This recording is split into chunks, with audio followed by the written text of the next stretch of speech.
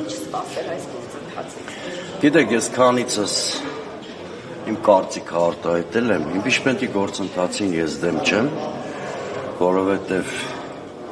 ամբողջովին կառավարությունը ձախողել է իր ծրագիրը,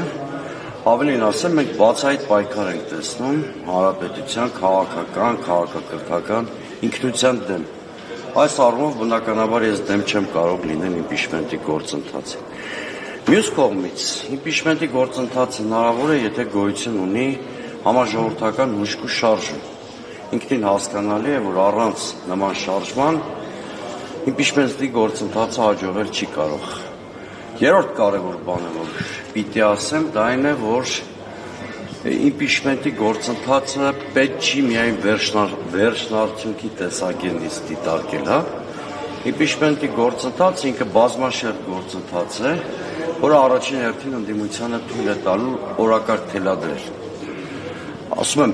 պետք չի վերջնարդյունքի տեսակետից միայն նայել այս պրոցեսը։ Այդտեղ կան բազմաթիվ միջանկյալ փուլեր, որտեղ կարող ենք մենք իշխանությանը թույլատնել, հարվածներ հասցնել, ի վերջո կարող ենք օրակարգ թելադրել, ընդդիմությունը կարող է առաջին համարով հանդես գալ, եւ վերջին միտքը, որ կասեմ հստակ,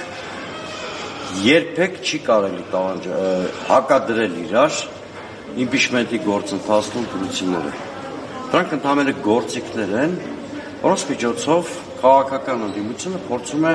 իշխանություն փոխել կամ ստատուս քվո փոխել։ Հետևաբար այդ երկու բաները հակադրել չի կարելի։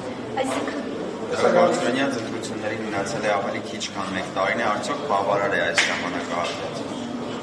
Ինչի համար փոփոխություն ներառած։ Իմպիչմենտի գործընթացը սկսել։ Ասում եմ, իմպիչմենտի գործընթացը պետք է դիտարկել բազմաշերտ։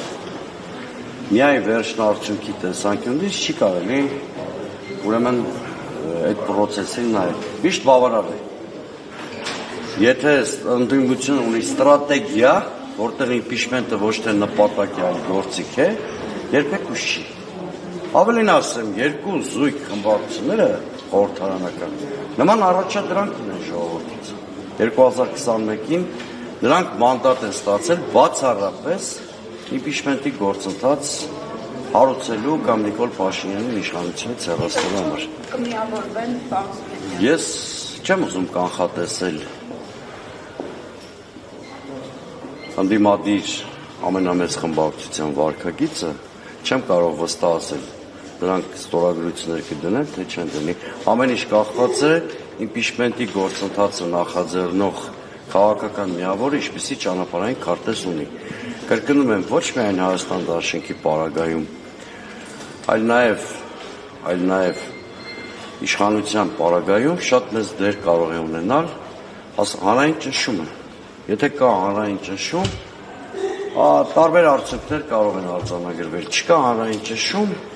գործընթացը պակաս արդյունավետ կլինի կամ նվազ էֆեկտիվություն կունենա։